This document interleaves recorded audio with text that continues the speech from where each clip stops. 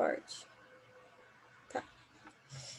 Então, vamos começar com a nossa anamnese.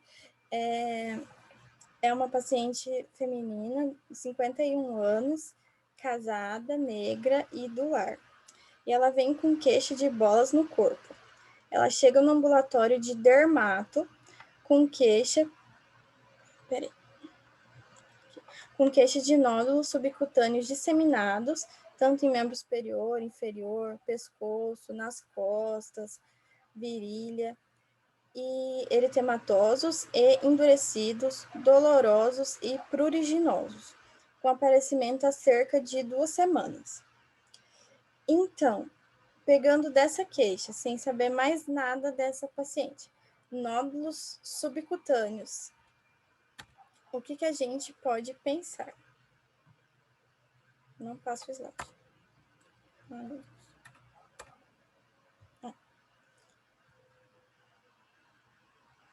De início recente. Então, dá para pensar que é um eritema nodoso, né? Não sei. Outras coisas que também tem que ver, porque às vezes, por exemplo, se eu não me engano, a artrite psoriática faz, mas se o paciente tiver gota também, às vezes pode ter os nódulos da gota. Não sei exatamente onde são os nódulos. Muito bom. Mais alguma Lembrando outra que causa? os nódulos da gota normalmente são mais nas áreas sujeitas à ação da gravidade, né? Então é menos comum e não costumam, a não ser que seja um tofo gotoso, né? Que você possa pensar então na orelha, no cotovelo, essas coisas, mas em mulher a gota é menos comum, tá, meninos? Mais alguma hipótese? Mayara, você tem a foto para a gente ver? Então, doutor, eu não tenho e depois eu vou falar por quê. Uma furunculose sem ponto de flutuação também. Furunculose, Aquelas que são só nódulos ainda. Muito boas hipóteses. Então, o que eu pensei que poderiam ser uma paniculite. Paniculite. Artrite reumatoide pode fazer nódulos, só que eles não seriam dolorosos, né? Febre reumática numa paciente idosa também não teria, idosa não, paciente meia idade, ela também não seria frequente aparecer nessa idade, também não teria outras queixas, né? Poderiam ser lipomas e calcinose. Foi isso que eu pensei. O eritema nodoso TAI é um tipo de paniculite, tá? No exame físico dessa paciente, assim, olhando só não dava para ver muito. Ela é negra, né? Então não dava para ver o eritema, assim, mas palpando dava para sentir bem, tá? Que eram nódulos aproximadamente ali de 3 centímetros, endurecidos e um pouco mais quentes, assim. Então, na história pregressa dessa paciente, ela é dialítica, fazia cerca de 6 meses, um pouco mais, de insuficiência cardíaca com ARD, então refratária, tá? Tinha um histórico de poliartrite crônica, hipotireoidismo, um quadro depressivo e estava em investigação de um nódulo pulmonar, estava aguardando a biópsia. Então, aumentou um pouco nossas informações. Então, essa paciente tem acometimento de pele, né, de pele subcutâneo, tem acometimento renal, tem acometimento cardíaco, articular, tem uma doença autoimune, hipotireoidismo, e um quadro psiquiátrico e um quadro pulmonar. Então, será que a gente consegue juntar essas informações e pensar em uma coisa só?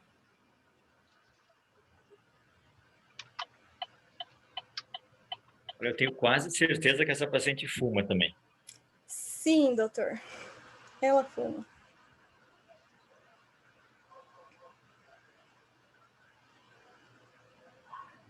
Alguém pensa em alguma coisa? Pense que o doutor Otto está aqui, que é reumato, então pode ter alguma coisa a ver com reumato. com lúpus, né? Pega tudo. Lembra dos episódios de House. Lúpus. Eu ia dizer alguma síndrome paraneoplásica, mas não sei. Poderia ser.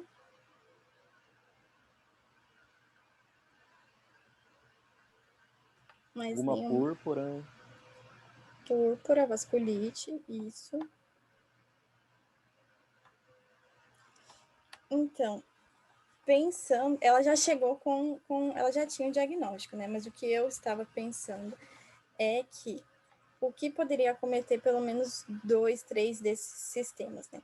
A artrite reumatoide poderia explicar ali a artrite, ela pode ter um nódulo pulmonar, né? Febre reumática poderia explicar insuficiência cardíaca, o nódulo, a artrite, só que a artrite é migratória, né? E a idade não corrobora.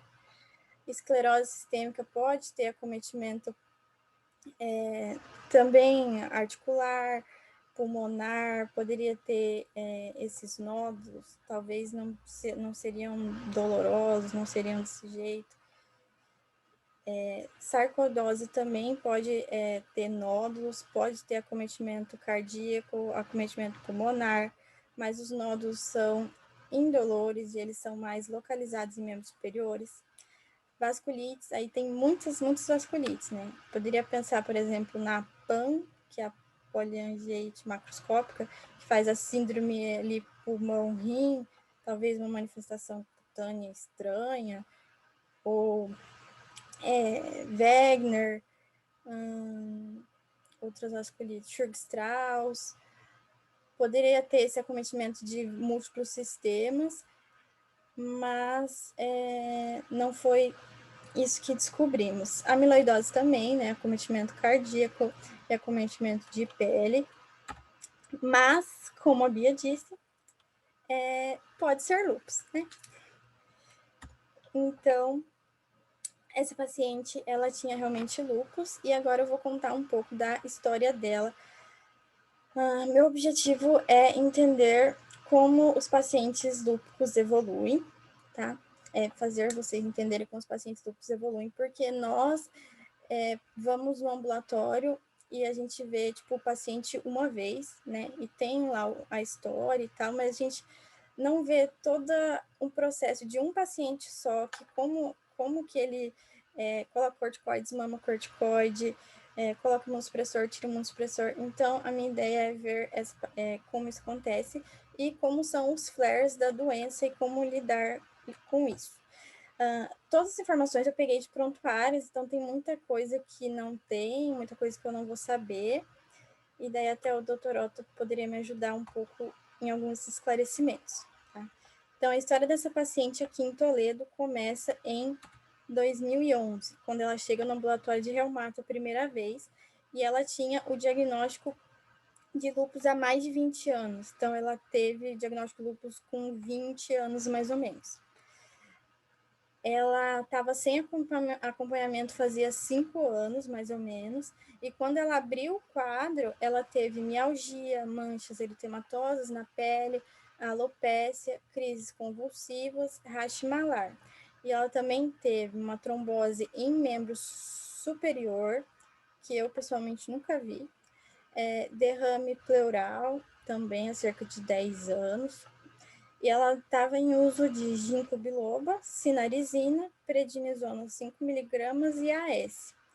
Ela contou que já tinha usado dapsona e hidroxicloroquina, mas não usava mais. Ela negava aborto, tinha 3 gestações sem intercorrências. Ela tinha só algumas lesões de pele eritematosas em face, antebraço e mãos. Os exames dela, ela tinha FAM 1/1280 nuclear homogêneo, anti-DNA reagente 1/20, complemento consumido, prova inflamatória aumentada, um TSH de 9, 13 e os anticorpos fosfolípidos negativos. Na urinálise tinha leucócitos, proteínas, cilindros, creatinina normal, mas uma proteinúria de 1.890 miligramas 24 horas. Clearance de 68 e albumina ali no limite inferior, né, um pouquinho abaixo. Então, o que vocês acham que deveria fazer com essa paciente? O que vocês acham que foi feito, assim, as primeiras condutas?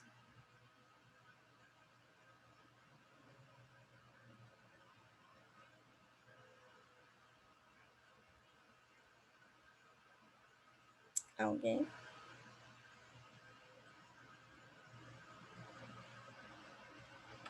Gente?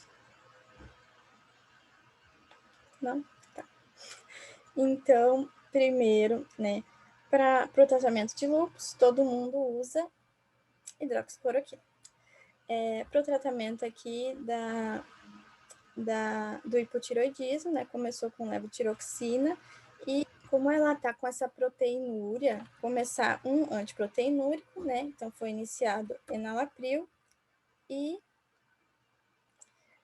além disso, como ela tá com um quadro ativo, aumentou a prednisona para 20 e foi indicada biópsia renal e acompanhamento com a nefro devido a essa proteinúria, tá? Aí, o que aconteceu? Ela foi na nefro e ela voltou só depois de 2 anos com a biópsia. Aí, depois de 2 anos, ela fez a biópsia e deu glomerulonefrite membrano-proliferativa tipo 1. A imunofluorescência tinha ausência de imunodepósitos e uma osteopenia na densitometria. Ela mantinha provas inflamatórias elevadas, complemento consumido, proteinúria um pouco menor, mas ainda de 561 miligramas em 24 horas, e a creatinina ainda normal. Tá? Então, como estava sem atividade da doença, foi reduzido prednisona e iniciado o tratamento para osteopenia, né? Porque como ela faz uso crônico de corticoide, é uma alteração esperada a osteopenia, osteoporose. Em 2014, aí ela voltou com alguns medicamentos diferentes, que eu não sei daí quem prescreveu, mas provavelmente o cardio, que ela iniciou furosemida, carvedilol e o xarelto.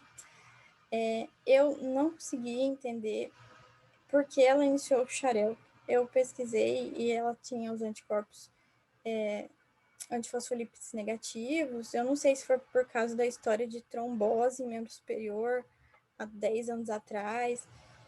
Não sei por que ela estava anticoagulada, mas estava, porque só pelo lúpus não seria uma indicação, né? A creatinina dela já estava bem aumentada, a ureia também, potássio alto, provas inflamatórias elevadas, um BNP elevado, indicando aí uma insuficiência cardíaca, né? E um complemento consumido e anemia. Aí, 2 meses depois, estava melhor, né, função renal um pouco, mas mantinha ali a proteinúria 824. Então, ela nunca melhorou dessa disfunção renal, né? Ainda não foi tratada especificamente para isso. Provas inflamatórias ainda altas, e C3 um pouco consumido ali, melhorando da anemia. E como ela não melhora, né, do quadro de nefrite, então foi prescrito o micofenolato, que é um dos tratamentos ali de primeira escolha para nefrite lúpica, e hidroxicloroquina de 400 miligramas.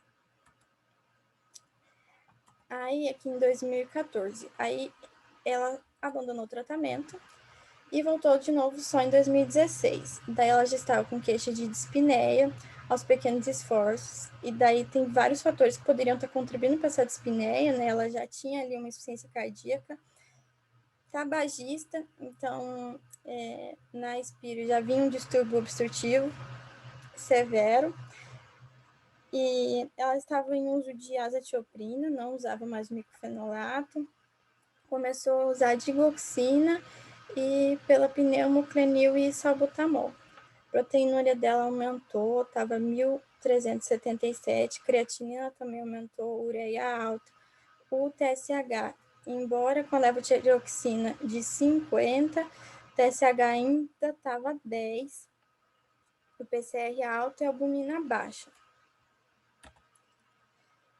E daí aumentou a furosemida, né, pelas queixas de espinéia, pensando que poderia ser ali pelo rim, e diminuiu nalapril e digoxina, que não é muito bom para o paciente renal crônico, né.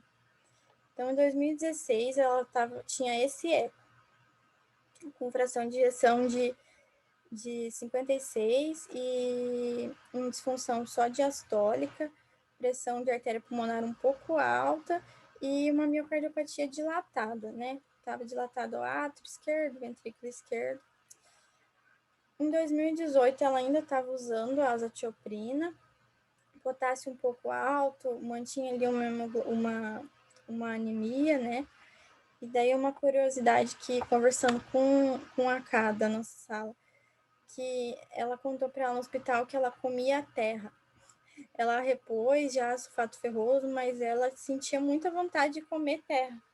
E ela comia terra, tipo, desde sempre, assim. Inclusive, no hospital, ela foi ali para aquele lugarzinho e comeu terra. Para aquele lugarzinho ali aberto, né? E comeu terra com colher, assim, porque ela sentia muita vontade de comer. Mesmo repondo ferro. Então, foi suspenso a azatioprina e reiniciado o hidroxicloroquina.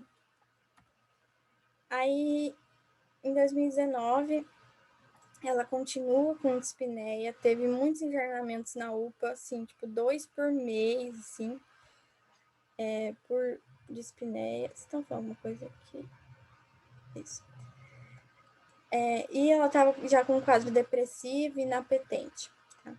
Tinha C3 e C4 baixos, então complemento consumido, prova inflamatória elevada, anti-DNA 1/40, o PCR de 17, então estava com doença ativa, né?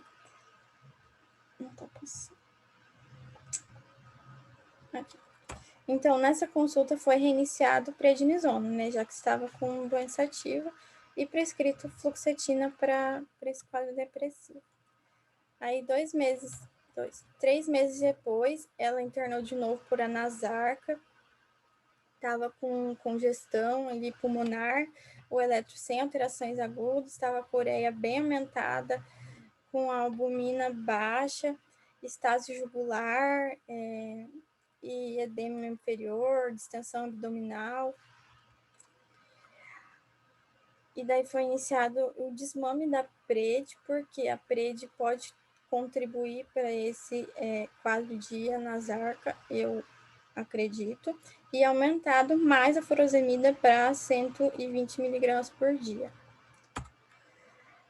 Aí no mês 10, 5 meses depois, ela tinha iniciado nesse tempo o miclofenolato de mofetil de novo, devido ao quadro renal. A creatinina estava bem aumentada, ali 3,7, né? A proteinúria dela de 24 horas, só 500 ml de urina, e com proteinúria de 1.150. A ureia também bem alta, potássio ali um pouquinho alto, o TSH, mesmo com levotiroxina de 125, o TSH não baixa, e ainda a anemia ali de base. Então, foi iniciado o miclofenolato de mofetil, aumentado a levotiroxina, e ela teve que começar a diálise, porque estava urinando pouco, né, e essa proteinúria persistente. Além disso, ela iniciou também hidralazina e isordil por causa dessa dispneia, dor torácica, pressão não controlada, e fazia eritropoetina pela doença crônica, anemia de doença crônica de causa renal, né? Então, aqui temos mais alguns ecos dela para vocês verem a evolução. Então, ali em 2016, ela tinha uma fração de ejeção de 56%. Aí, em 2019, 52%. Então, não mudou muito. Mas no mês 3 de 2020, já estava 35%. No mês 11, 29%. Então, assim, foi uma dilatação progressiva ali de câmaras cardíacas, né? Pode ver ali até ali pelos valores os tamanhos do ato esquerdo, ventrículo, a massa. enfim, e tinha uma hipertensão de artéria pulmonar também com 40 milímetros de mercúrio. Então, no último eco dela, que foi no mês 20 de 2020, ela estava com disfunção sistólica global, 2 trombos no ápice de VE, disfunção sistólica grau 3, uma miocardiopatia de grau importante, e tinha umas partes ali com acinesia segmentar e hipocinesia difusa. O cateterismo dela, ela fez porque pela queixa de dor torácica, né, como é um paciente com alto risco cardiovascular, foi feito o cateterismo, mas estava normal. E daí, após começar a melhora, então, a diálise, então, ela referiu melhora, ela diminuiu o micofenolato, diminuiu a levotiroxina e manteve as demais medicações. Aqui é um raio-x dela do mês 10, que depois eu vou mostrar a tomo, mas apareceu essa densificação ovalada no parênquima do lobo superior direito. E, não sei se vê minha setinha, mas seria ali em cima. E a densificação na periferia do parênquima pulmonar do lobo inferior direito também. Seria diferente da simples congestão. E olha o tamanho do coração dela, né? Então, uma cardiomiopatia bem importante. Aí, no mês 11, ela teve piora da artrite, em membros superiores e inferiores, distensão abdominal, dor torácica, tosse. Ela estava com edema de punho e mão, edema em membros inferiores e lesão eritematosa. Isso foi no ambulatório com o Dr. Otto. Daí ele encaminhou ela para internar. Aí no hospital, ela tinha então essa dor ventilatória dependente, dor articular que melhorou ali com anti-inflamatório, prednisona em 6 dias, edema em face, então estava nas arcadas. No ultrassom tinha derrame articular em algumas metacarpos falangianas, espessamento de partes moles também de um dedo. E aí ficou interrogado no prontuário se fazia esse pulso de metilprednisona, seria melhor pela atividade da doença, né? Ou se só mantia a prednisona oral. Daí, em contato com o Dr. Otto, ele preferiu manter a prednisona oral. E ela também estava fazendo antibiótico, ela fez ceftriaxona e depois associou azitromicina. Só lendo o prontuário eu não entendi muito bem, que eu não tive acesso a toda a história, né? Mas depois até se a K, que acompanhou ela, puder falar por que ela fez o antibiótico. Eu não entendi se foi por quadro pulmonar ou se foi por suspeita de infecção nas articulações. Não. Quando ela internou, se eu não me engano, a ideia que mais preocupava no internamento dela era a piora da dispneia, né? Uhum. E aí ela tinha um quadro articular de dor, que depois, durante o internamento, evoluiu com uma monoartrite. Eu não lembro se era uma monoartrite ou se era uma lesão de pele isolada, que a punção veio como um líquido seropurulento, e aí o antibiótico foi por causa disso. Ah, tá. Obrigada. Daí eu vou mostrar uma tomo que fizeram dela agora. Então, aquela nodulação tinha sido ali em lobo superior direito, anterior, então vocês dão uma olhadinha ali. Vira o nódulo? Vou passar de novo. Ali, anterior, direito. Vira? Acho que sim. Tá.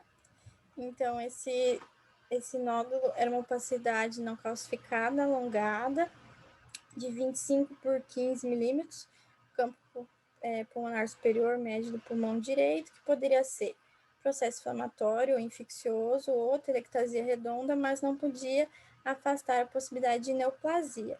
Como um paciente tabagista, né, aumentava ainda mais a probabilidade.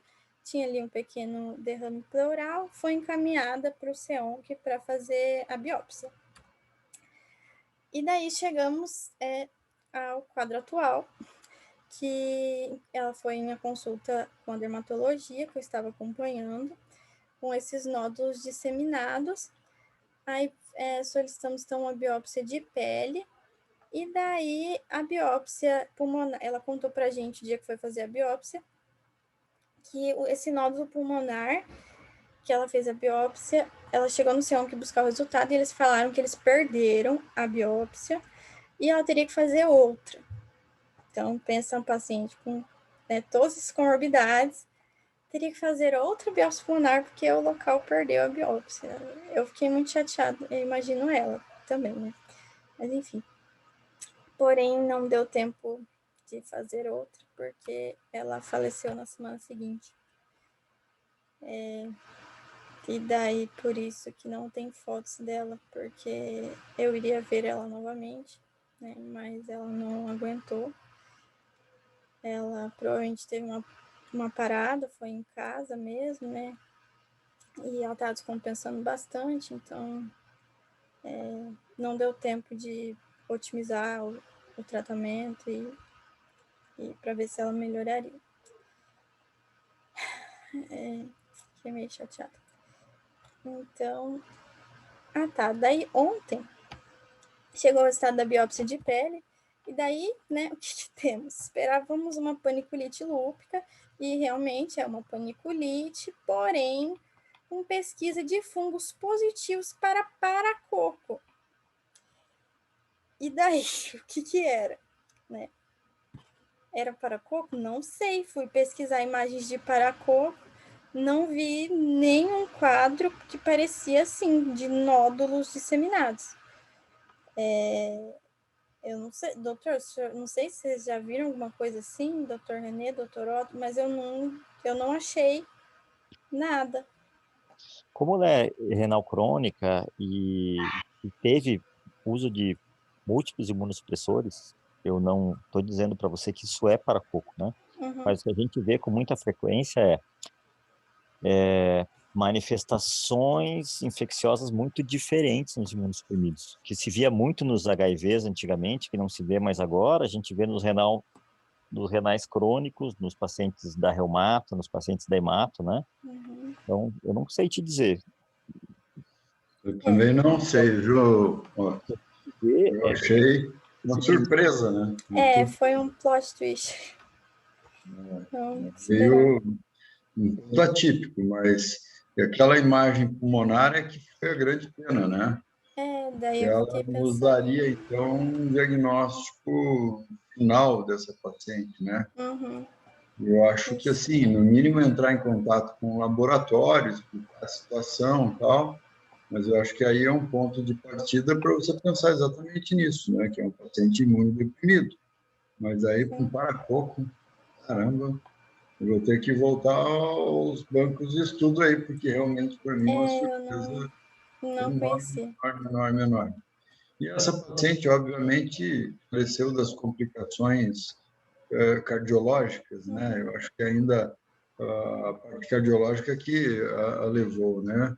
Esses pacientes com insuficiência cardíaca no grau que ela tem, com coágulos intracapilares, tudo, é uma bomba relógio, né? Com um tempo que é determinado aí para que ela se ative. Então, mas eu acho que é um caso muito interessante, que tem agora esse braço aí, que merece uma reavaliação. Você chegou a ver alguma coisa, Mayara, de imagem pulmonar de paracoco com a possibilidade disso? Então, eu vi, doutor, e daí, assim, a maioria das imagens com paracoco, elas fazem cavitação, né, com o tempo, assim. Mas, e essa não era cavitada. Mas as lesões, elas não são bem assim, não. Não deu tempo para ela cavitar ainda, mas realmente uma paciente bem imunodeprimida, né? E eu acho que vale a pena a gente fazer uma revisão desse caso aí com relação a essa incidência que acha, Otto, com relação a esse paracoco aí e essa biópsia de pele e tudo mais, que realmente é uma surpresa, viu? Isso. E daí, conversando então com a doutora Fabio, né, dermato, ela disse que o que ela faria era entrar em contato com a reumatologia para otimizar o tratamento do lúpus, né, que está ativo, e daí, se não melhorasse, daí investigaria o paracoco. Então, não sei, porque daí falava também a ausência de alterações histológicas para lúpus. E daí eu não sei, assim, até que ponto que a biópsia é confiável, se é certeza, se naquele local específico não tinha, não sei, mas infelizmente não podemos também, não tem como descobrir, só ficou essa dúvida aí. Então, isso daí, alguma dúvida, algum comentário? Na verdade, não acabou, eu vou fazer a revisão teórica, só quero saber do caso, se alguém quer falar alguma coisinha. Só para vocês terem uma ideia, assim, vocês vão ver isso, acho que muito mais do que a gente já viu, né? Mas a gente pegou uma época que vocês não pegaram, que era a época dos imunocomprometidos com SIDA, né? Então a gente via muita coisa diferente, tudo era diferente, tuberculose era diferente, as parasitoses eram diferentes, as pneumonias eram diferentes, e vocês não viram isso mais. Agora os pacientes estão bem, né? Mas agora a gente tem imunossuprimido muito mais paciente, muito mais intensamente, e agora o pessoal da oncologia, em vez de imunossuprimir, eles estão imunoestimulando os pacientes. Então, os pacientes fazem quadros autoimunes em tratamento de neoplasia, que são muito mais difíceis de tratar do que as doenças autoimunes mesmo, né? Toda vez que tem um paciente imunossuprimido com alguma apresentação estranha, sempre pode ser imunossupressão. A gente nunca consegue, assim, achar alguém que diga, olha, não, eu já vi um caso assim, tal doença se comporta desse jeito, porque os pacientes têm graus diferentes de imunossupressão, né? A gente sempre pede ajuda para todo mundo que dá, chama o dermato, chama o infecto, né? E às vezes o que dá para fazer, quando a gente não consegue ajudar o paciente, você suspende a imunossupressão, se o paciente está bem, né? E às vezes só isso resolve tudo, né? Então, se eu tivesse visto uma paciente assim, com um quadro de paracoco numa biópsia de pele, ia pedir ajuda para o dermato, ia pedir ajuda para o infecto, ia ligar para o patologista para revisar a biópsia, repetir a biópsia. Acho que o Dr. René levantou uma ideia que eu, que não faço clínico toda hora, nem me veio à cabeça. Olha só, tinha uma lesão pulmonar e aí na pele veio paracoco. Foi paracoco lá no pulmão mesmo, né? E apesar de todas essas doenças que a gente acha interessantes, lúpus, imunossupressão, insuficiência renal, insuficiência cardíaca pelo lúpus, né? Lesão de pele, ela teve uma morte súbita em casa, porque ela era uma paciente tabagista de longa data, usou muitos anos de corticoide, era uma renal crônica, então ela tinha muita lesão coronariana, provavelmente, né, dessa história toda dela. E os pacientes com lúpus fazem assim mesmo, ou eles morrem nos primeiros anos, geralmente nos primeiros 5 anos por causa da atividade da doença, ou eles têm uma morte mais tardia, mas geralmente com 20 anos de perda de expectativa de vida, geralmente por doença cardiovascular, né? Sim. Uma pena. O senhor lembra dela, doutor? Lembra, né? Sim, começa com E, né? Otto, inclusive essa questão, né, de doenças autoimunes e o aumento do risco cardiovascular, eu estou com o Edivan ali, a gente está com um projeto de pesquisa em cima disso, sabe? Que é bem interessante. Aqui tentando mostrar que diabetes tipo 1 talvez tivesse também um efeito cardiovascular do ponto de vista imunológico, né? Então, isso é bem importante da gente lembrar que esses pacientes, antes eles morriam de outras complicações, hoje morrem até mais de doenças cardíacas, né? Porque a doença você consegue controlar um pouco melhor. Então, isso também acontece com paciente com diabetes tipo 1. Antes eles morriam de nefropatia, né? E hoje a gente vê que eles estão morrendo de cardiopatia também. Então, esses pacientes começam a viver mais e a modificar os fatores de causa-mortes, né? Então, assim como você falou, essa modificação imunológica que acontece também, né? Então, cada dia a gente tem uma doença nova de acordo com o tratamento novo, né? Quando nós não tínhamos antibióticos, eles morriam de infecções e não tinham doenças imunológicas. E hoje, com tanto medicamento, a pureza da água, o controle sanitário, eles têm que brigar com alguma coisa. Então, vamos brigar com o lado imunológico, sobra lá para o outro. Bem, eu acho que está legal, Mayara. Se você quiser continuar, não sei se alguém tem alguma pergunta. Só falando da monoartrite que ela tinha, a gente até pensou que seria uma reativação lúpica. Pensamos em entrar corticoide, mas a gente entrou em contato com o Dr. Otto. Não sei se o Dr. Otto lembra. E aí até explicou que o imunossuprimido geralmente não faz grandes sinais flogísticos quando é uma infecção bacteriana. Daí a gente entrou com um antibiótico e melhorou, assim, bastante, bem rápido. Era isso. Obrigada, Cá. Beleza, então eu vou falar um pouco sobre lúpus, sobre paniculites e sobre nefrite lúpica. Então, o lúpus, ele é uma doença autoimune crônica, né? Tem uma causa desconhecida e ele pode afetar praticamente qualquer órgão, né? Então, pode vir com inúmeras manifestações, a clínica é muito variável, o diagnóstico pode ser difícil por causa disso, porque pode ser muitas coisas. Não vou falar qualquer coisa, mas pode ser muitas coisas. Então, o que pode aparecer? Sintomas constitucionais, principalmente fadiga. Metade dos pacientes também tem febre, mas não é uma febre muito alta e não é tipo o dia inteiro, assim. Mialgia, mudança de peso, que a maioria perde peso, mas também pode ter ganho de peso. Artrites e artralgias, a maioria dos pacientes tem como primeira manifestação. Manifestações mucocutâneas, que podem ser várias, aparecem em 78% dos pacientes. Então, tem a clássica, né, que é a asa o eritema em asa de borboleta. Tem também o lúpus discoide, fotossensibilidade, úlceras orais e nasais, alopecia não cicatricial, e o lúpus profundo, que daí entra a paniculite lúpica. Acometimento cardíaco, a maioria que tem é pericardite, 20% dos pacientes tem, mas também pode ter outros, como Liebman-Sachs, que é a endocardite asséptica, miocardite. E esses pacientes, como os doutores já falaram, têm risco aumentado para doença arterial coronariana de 2 a 7 vezes e meia. Assim. Podem ter manifestações vasculares, então Raynaud e vasculites, e tromboembolismos, que essa paciente teve. Nefrite lúpica, né? 50% a 74% dos pacientes têm algum grau de disfunção renal. Manifestações gastrointestinais também são comuns, podem ser várias, acometer desde esôfago, intestino, fazer enteropatia perdedora de proteína, hepatite, pancreatite, peritonite, vasculite mesentérica. Então, são muitos quadros.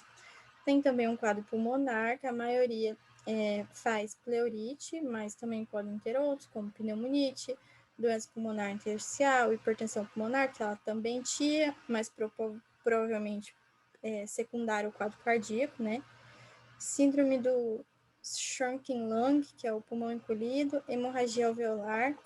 Então, eu não achei como manifestação nódulo pulmonar. Então, provavelmente esse nódulo isolado não seria do lúpus, tá?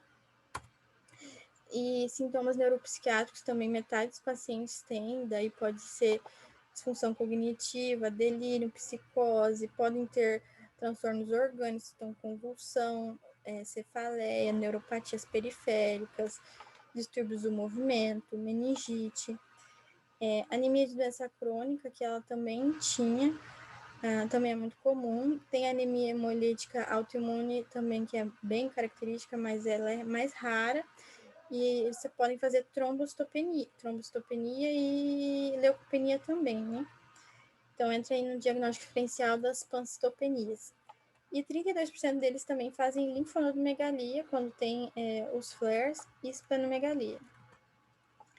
E daí temos as doenças associadas, né, e possíveis complicações. Então, podem ter ciências que predispõem o lúpus, podem estar associadas a síndrome antifosfolípide, fibromialgia, osteoporose, osteonecrose, tem mais propensão a infecções, neoplasias, alguns tipos de neoplasias, e outras doenças autoimunes. Aí, o diagnóstico do lúpus, ele precisa de um critério de entrada que é o FAM, em título maior, igual a 1/80, só que também tem lúpus atípico que o FAM pode ser negativo em uma dosagem. E esses critérios, eles não precisam ocorrer mais de uma vez, então só acontecendo uma vez já é o suficiente. E eles também não precisam ser simultaneamente. Então, ela, por exemplo, ela tinha o histórico lá que ela teve TVP há tanto tempo, teve derrame pleural há outro tempo, teve rash malar, daí depois veio artrite. Então, não ocorre tudo junto, né? Mas você tem que ir juntando. Então, a anamnese é bem importante nesses pacientes. Aí, para o diagnóstico, cada um desses critérios, eles valem uma pontuação. Então, por exemplo, hematológico, a leucopenia vale tantos pontos, trombocitopenia vale outros pontos. Então, você vai ver o que a paciente tem ou já teve e somar esses pontos. De critérios clínicos, abrangem constitucional, né, que é febre, critérios hematológicos, neuropsiquiátricos, musculoesqueléticos, né, então as artrites, serosites, mucocutâneos e renal. Os critérios clínicos são esses, e os critérios imunológicos são presença de anticorpos antifosfolipídios, pode ser qualquer um dos três, complemento baixo ou anticorpos específicos para lúpus, né, que é o anti-DNA e o anti-Smith. E daí o diagnóstico é feito com um total de pelo menos 10 pontos e pelo menos um critério clínico, então não adianta o paciente ter só anticorpos positivos, isso não diagnostica o lúpus. O tratamento aí varia do tipo de manifestação, então se a manifestação for mais leve, então com envolvimento de pele, articulação, mucosa, aí o tratamento sempre vai ter hidroxicloroquina, independente da gravidade, mas aí seria associar AINE ou prednisona em baixa dose por curto prazo. Manifestações moderadas, assim, que são doenças mais significativas, mas não tem risco de vida, não tem risco de perder o órgão. Aí associa prednisona uma dose um pouco maior, mas ainda não dose muito alta, e um imunossupressor poupador de corticoide. Então, por exemplo, a azitioprina, que ela usou, o metotrexato. E quando tem manifestações mais graves, então acometimento de rim ou neuropsiquiátrico ou cardíaco, aí a gente trabalha, né, nunca fiz, mas trabalha-se com terapia de indução e de manutenção. Então, indução com altas doses de corticoide por um curto período, associada a um outro agente imunossupressor, poupador de corticoide. Depois vai deixar só esse imunossupressor depois do desmame de corticoide durante terapia de manutenção. E, como o doutor já falou, do que esses pacientes morrem?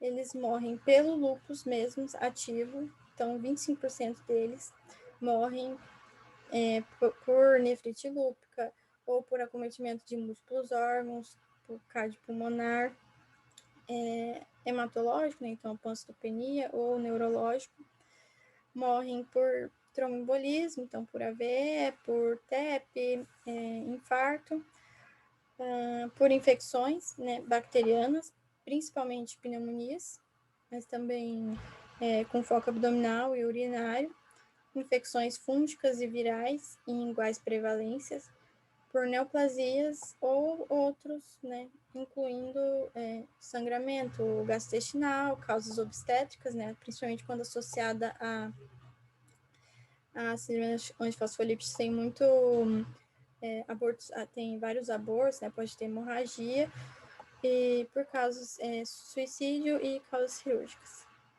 Tá? Então, sobre panicolites. Então, o que são panicolites? Panicolites são um grupo de doenças, né? A panicolite quer dizer, inflamação de gordura subcutânea, e ela é relativamente incomum, se apresenta em nódulos ou placas inflamatórias, e ela tem várias causas, que podem ser inflamatórias, envolvendo as doenças reumatológicas, podem ser infecciosas, né, por bactérias, fungos ou micobactérias. Eu, na minha pesquisa, não achei especificamente se paracoco causa panicolite, mas diz que fungos, né, no geral, pode causar. Pode ser de causa traumática, por deposição, então, gota ou cálcio, por destruição enzimática, pós-pancreatite, ou por deficiência de alfa-1 antitrypsina, ou linfomas subcutâneos também, tá? Então, agora eu vou dar alguns exemplos de doenças inflamatórias que cursam com panicolite.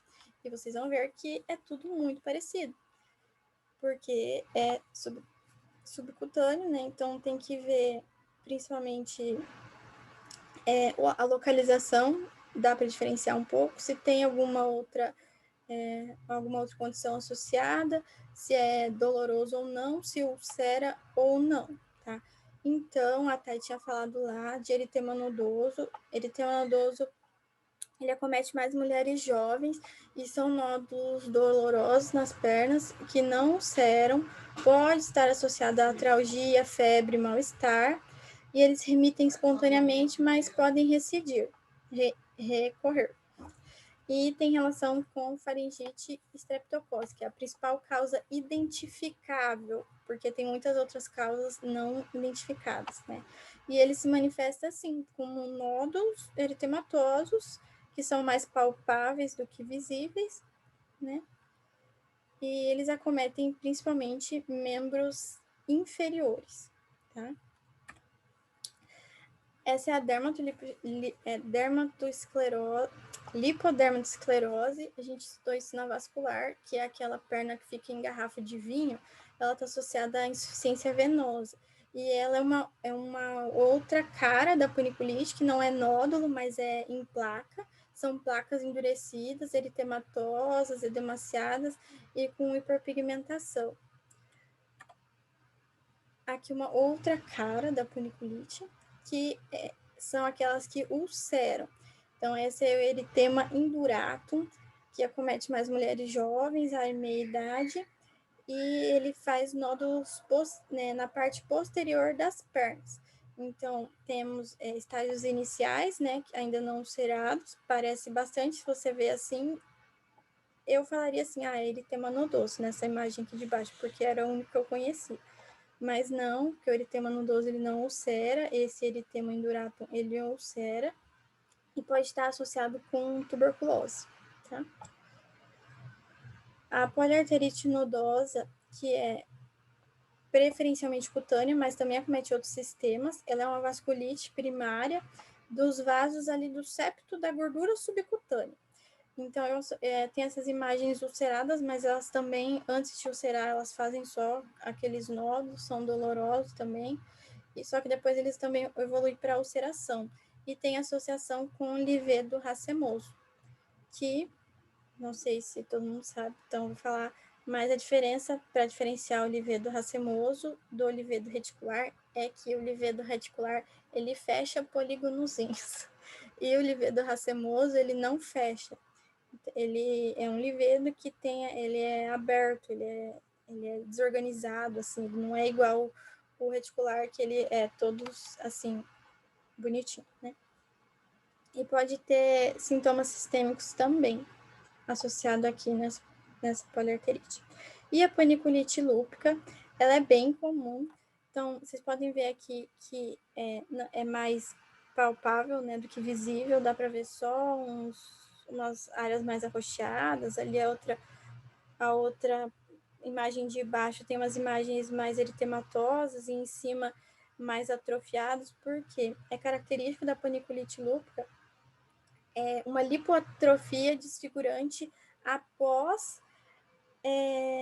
os nódulos. Então, assim, os nódulos desaparecem e ficam e atrofia essa região, tá? E, curiosamente, a paniculite lúpica ocorre, quer dizer, uma minoria dos pacientes que têm paniculite lúpica tem lúpus. Estranho, eu achei. Mas é o que estava no up-to-date. E você vai pensar nesse tipo de paniculite porque ela ocorre em locais que não ocorrem as outras. Então, as outras vocês viram que eram mais em membros inferiores e essa ela comete todo o corpo, igual a nossa paciente teve. Então, tinha em braço, tinha aqui, assim, no pescoço, tinha em nádega, além de perna, que é comum dos outros.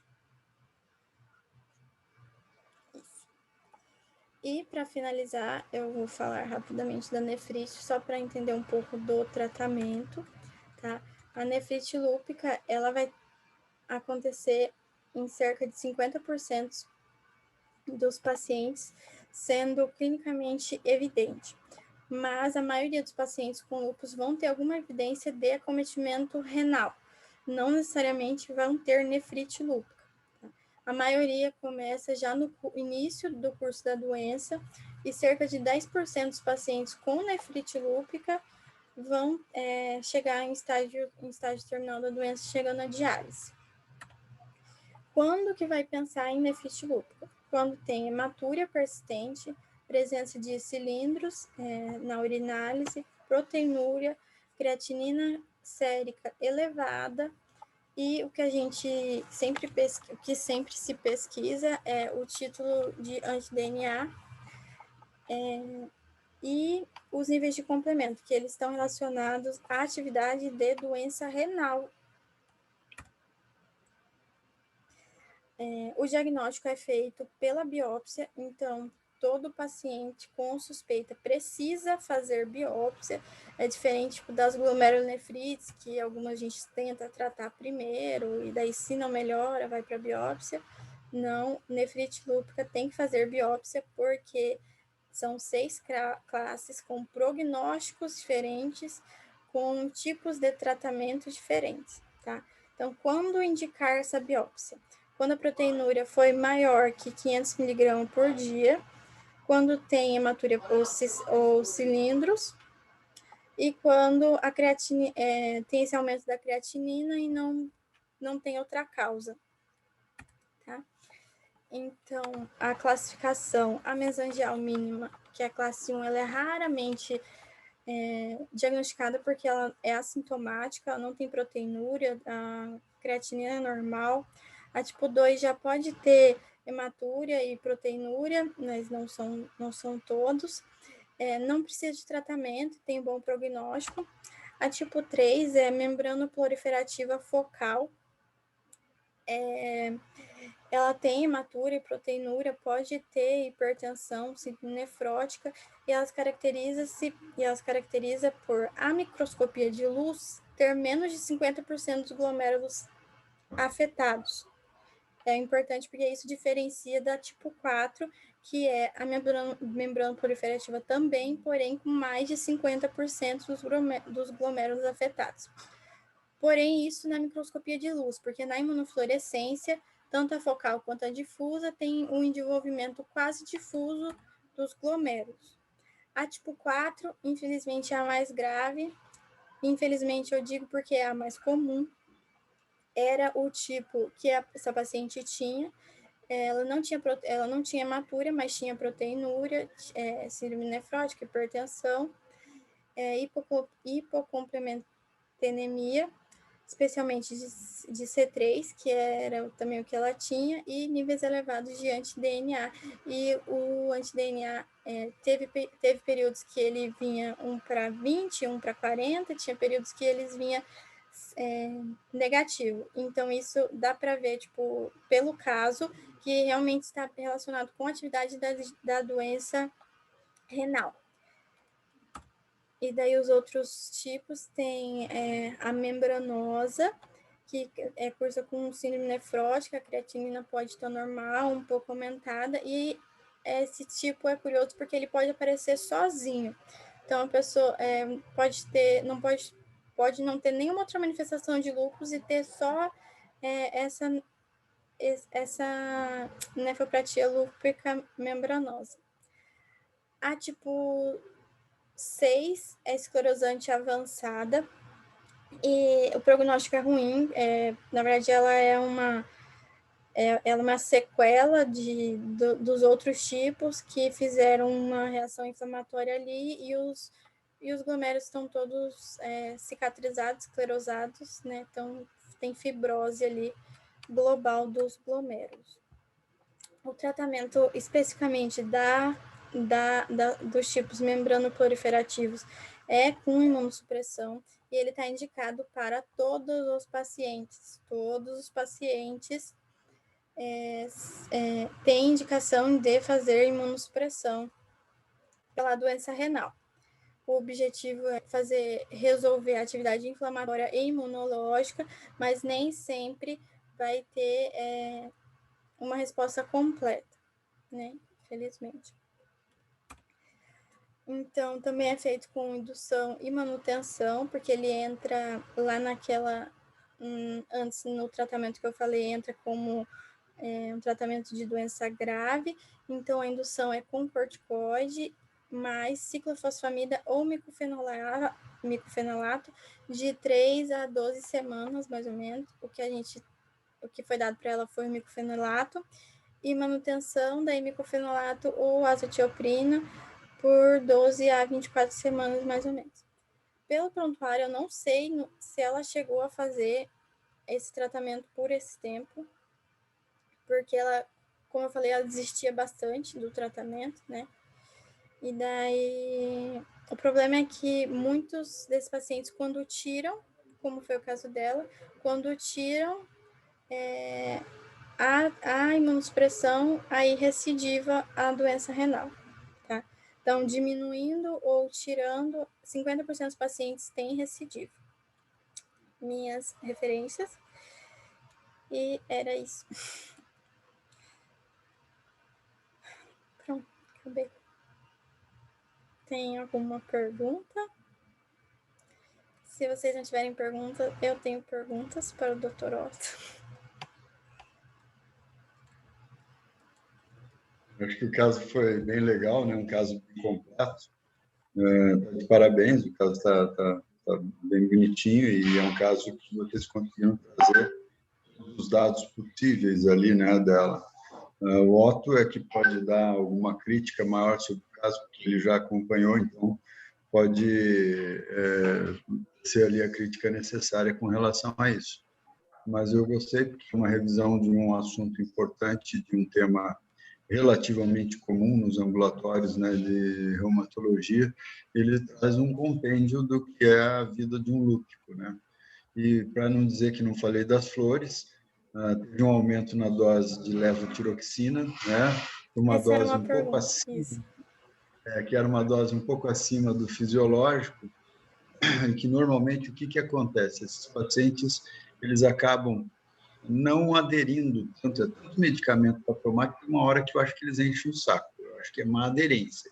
E daí depois foi reduzida a dose. Mas, normalmente, a dica que eu dou é quando for aumentar a dose, se é um TSH minimamente aumentado, está naquele limite ali, perto de 6, 7, 8, 9, 10, você aumentar a 12,5 na dose, né? Agora a gente tem doses fracionadas, é o mais seguro. E aí reavaliar o exame dentro de uns 60 dias. Essa é mais ou menos a dica. E na hora de mexer na dose para reduzir ou aumentar, eu acho que vale muito a pena você cercar o paciente de perguntas, insistir se ele está realmente tomando, se não esqueceu alguns dias, tudo mais, porque pode ter acontecido isso. Para isso, de repente, algum quadro ali que pudesse ter, não digo pela parte renal, não teria correlação com isso, mas alguma parte intestinal, às vezes paciente com diarreia, com alguma disfunção de absorção, pode acontecer em pacientes bariátricos, pacientes com intolerância ao glúten. mas eu não sei dizer se, de repente, num episódio de insuficiência cardíaca, algum edema da mucosa intestinal, alguma coisa poderia interferir nisso, tá? Mas só para dizer que não passeou um pouquinho pela endocrinologia, só isso. Eu até achei curioso, doutor, porque ela começou assim, em 2011, ela começou com 25, né? Em 2019 ela já estava com 150 e ainda com um TSH de 10, assim. Aí eu não sei, eu fiquei pensando se teria alguma relação, mas faz sentido ter alguma dessa interferência, né? Fiquei pensando se a levotiroxina poderia interferir, ter interferência de algum dos outros medicamentos, alguma coisa assim, mas eu não achei nada sobre.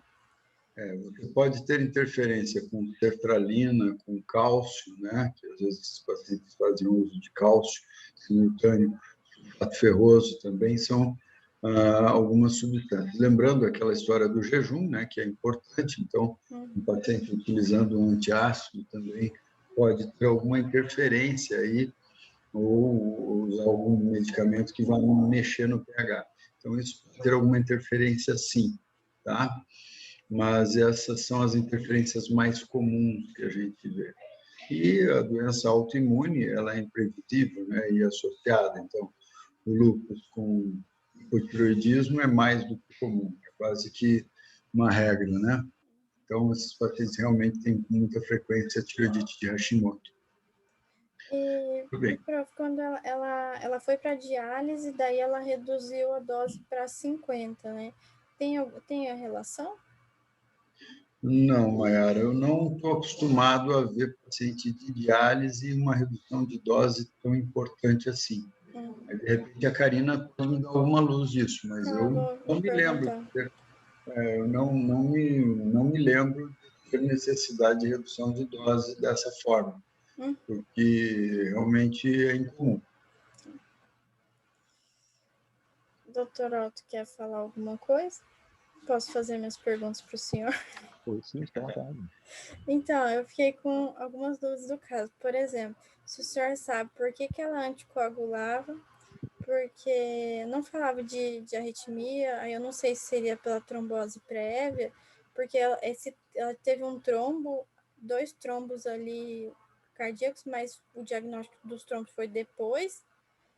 E daí a outra pergunta é, quando a gente estuda, na teoria, a gente vê que todos os pacientes usam hidroxicloroquina, porém, várias vezes ela veio sem hidroxicloroquina. Eu não sei se foi tirado ou se era parou por conta, porque eu achei que era uma coisa mais contínua, assim. E isso eram essas perguntas. Talvez o cardio tenha anticoagulado dela pela miocardiopatia dilatada, faz muito trombo intracardíaco, né? É uma possibilidade.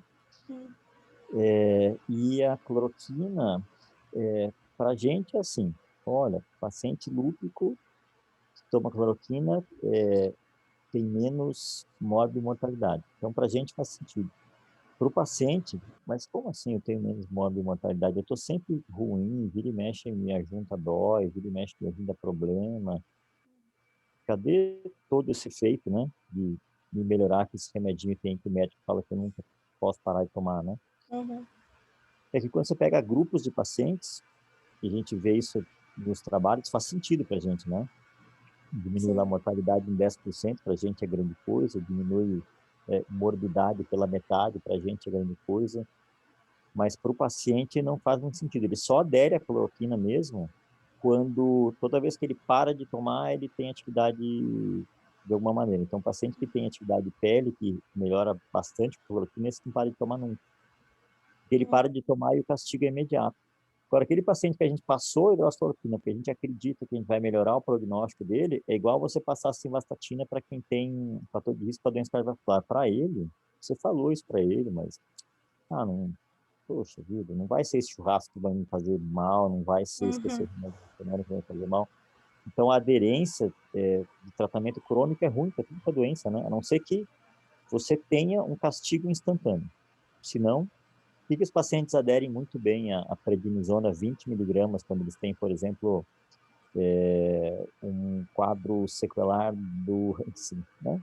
Então, o paciente que tem hanseníase, com quadro sequelar, nunca para de tomar 20 mg. Explica para ele que aquele remédio vai fazer mal para ele, que vai dar osteoporose, que vai aumentar colesterol, que dá diabetes. Ele não quer nem saber, ele não para de tomar. Se ele parar de tomar, ele não quer saber. Entendi.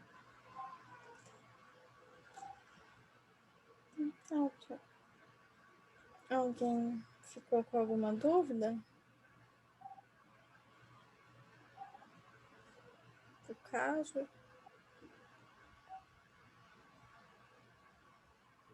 Não?